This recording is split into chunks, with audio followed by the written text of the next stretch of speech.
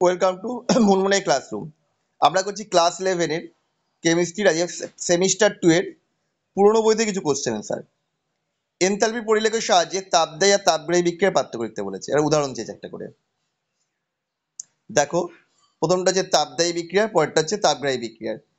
তাপদাহী বিক্রিয়ার ক্ষেত্রে del H এর মান লেস দ্যান 0, তাপগ্রাহীর ক্ষেত্রে ডেল এইচ 0 গ্রেটার দ্যান 0। উদাহরণ কি আছে? তাপদাহী বিক্রিয়ার উদাহরণ হচ্ছে দহন। আমরা এখানে মিথেনের দহন দিয়েছি CH4 plus 2O2 arrow CO2 plus 2H2 এর ডেল এইচ হচ্ছে -890 কিলোজুল। তাপগ্রাহী বিক্রিয়ার উদাহরণ কি হবে? না, নাইট্রোজেনের সাথে অক্সিজেনের বিক্রিয়া N2 plus O2 arrow 2NO, এর ডেল হয়ে যাচ্ছে +180.5 কিলোজুল। একটি আদর্শ গ্যাসের স্থির আয়তন ও স্থির চাপে আপেক্ষিক তাপগ্রাহিতার মান বলে দিয়েছে, যথাক্রমে 0.035 এবং 0.045। গ্যাসটা আণবিক ভর নির্ণয় করতে বলেছে। তো স্থির আয়তন আর স্থির চাপে আপেক্ষিক তাপ তো বলে দিয়েছিল, সেটা লিখে নিলাম। আমরা কি জানি? CPm minus CVm equal to R. তাহলে সিপি মানে হচ্ছে সিপি ইন্টু এম, সিপিএম মানে, আর সিভিএম মানে হচ্ছে সিভি ইন্টু এম। মানগুলো বসিয়ে দিয়েছি, দিয়ে এম কমন নেব। তাহলে M into CP minus CV equal to R. ভ্যালুগুলো সব বলে দিয়েছিল, পুট করে দিলাম। এম এর মান বেরোচ্ছে 198.7। তাহলে গ্যাসটি আণবিক ভর হবে 198.7 গ্রাম মোল ইনভার্স। গঠন সংকেত দেখো, আমাকে বলেছে প্রথমে অকটেন।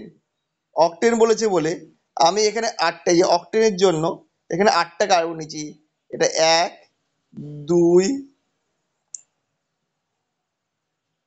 3 4 5 করে এই 8 অবধি নিয়েছি। এবার এখানে কি ছিল? এখানে প্রথমেই ছিল যেটা 4 ইথাইল।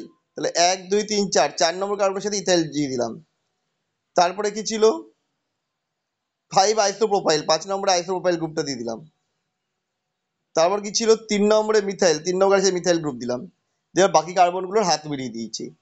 তাহলেই তৈরি হয়ে গেল 4 ইথাইল 5 আইসোপ্রোপাইল 3 মিথাইল অকটেন। পরেরটা জানতে চাইছে কি? আম্লিকতা অনুসারে সাজাতে। দেখো, যার আই প্লাস আই এফেক্টের মান যত বেশি, তার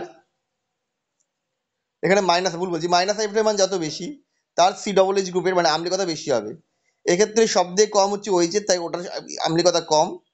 তারপরে Cl, তারপরে হচ্ছে NH3 প্লাস, এর আম্লিকতা সব থেকে বেশি। ফেনল ও ফিনক্সাইড আয়নের মধ্যে রেজোনেটিং গঠন করতে বলেছে আর স্থায়িত্ব হয় করতে বলেছে। ফেনল আর ফেনক্সাইডের মধ্যে ফেনক্সাইড আয়নের রেজোনেটিং গঠনের স্থায়িত্ব বেশি। কেন? না, ফেনলের রেজোনেটিং গঠন করে দিয়েছি, ফেনক্সাইড আয়নের রেজোনেটিং গঠন করে দিয়েছি।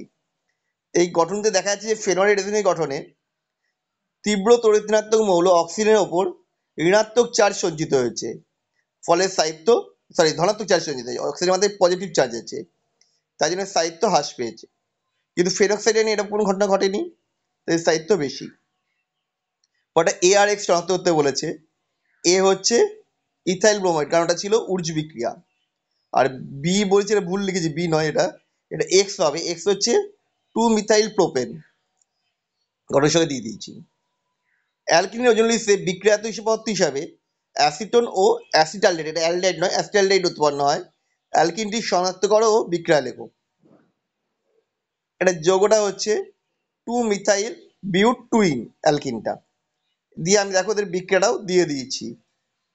টুবিনের প্রথমে ওজনের সাথে বিক্রিয়া করলাম, দিয়ে জিঙ্ক জল দিয়ে আত্মবিশোধন করলাম, তৈরি হলো অ্যাসিটোন আর হচ্ছে অ্যাসিটালডিহাইড। পরেরটা দেখো, বায়ুর কোন উপাদানের জন্য ক্লোরোসিস রোগ হয়? বায়ুতে সালফারের অক্সাইড গুলো, বিশেষত SO2 এর জন্য ক্লোরোসিস রোগ হয়। গাছের পাতা হলুদ হয়ে যাবে, এইসব। কোন হাইড্রোকার্বনটি কার্সিনিক ধর্ম বর্তমান? পলিসাইক্লিক অ্যারোমেটিক হাইড্রোকার্বনের কার্সিনোজেনিক ধর্ম বর্তমান। বায়ুতে কার্বন মনোক্সাইডের অধিক গাঢ়ত্বের ফলে মানবদেহ কিভাবে ক্ষতিগ্রস্ত হয়? রক্তের হিমোগ্লোবিনের প্রতি অক্সিজেনের অপেক্ষা কার্বন মনোক্সাইডের আসক্তি বেশি। এই গ্যাস হিমোগ্লোবিনের সঙ্গে দ্রুত যুক্ত হয়ে কার্বক্সি হিমোগ্লোবিন নামক স্থায়ী যৌগ গঠন করে। বিক্রিয়া দিয়ে দিচ্ছে Hb প্লাস CO, তো এটা হবে HbCO। ফলে হিমোগ্লোবিন অক্সিজেন পরিবহন ক্ষমতা হ্রাস পায় এবং অক্সিজেন অভাবে ওই ব্যক্তির মৃত্যু ঘটে। এখানে অতিরিক্ত বলেছিল বলে আমি এটা দিয়েছি। যদি বলতো কার্বন মনোক্সাইডের ক্ষতিকারক প্রভাব, যদি কম পরিমাণ নিত, তাহলে মাথা ধরতো, মাথা ঝিমঝিম করতো, বমি বমি ভাব পেত, এগুলো ছিল সাইড এফেক্ট। তো যাই হোক সেটা চাইনি, আমরা যেটা চাই সেটা লিখলাম। এবার যেটা তোমাদের বলার কথা, যে আমরা একবার কোশ্চেনগুলো প্রথম দিয়ে চলে যাই। প্রথম যেটা দেখছো এটা হচ্ছে তাপগতিবিদ্যার কোশ্চেন, এক একটা ছিল, প্রত্যেকটা কোশ্চেনে মার্কস 2 করে আছে। দ্বিতীয়টা হচ্ছে অর্গানিকেরই জিওসি বা general part, general organic chemistry, যেন নামকরণ আছে সেইগুলো। দ্বিতীয়টাও জিওসি এর। তারপরে কোশ্চেনটা এটা পাচ্ছ রেজনেটিং, এটাও জিওসি এর পার্ট। এরপরে এটা রয়েছে এক্স ওয়াই শনাক্তকরণ, এটা হচ্ছে হাইড্রোকার্বন পার্টের কোশ্চেন। আর তারপরটা হচ্ছে হাইড্রোকার্বন পার্টের কোশ্চেন। আর লাস্টেরটা হচ্ছে পরিবেশ, এই দুটো হচ্ছে পরিবেশের ওপর প্রভাব, যেটা বায়ু দূষণ জল দূষণ যেগুলো আছে সেখানকার কোশ্চেন।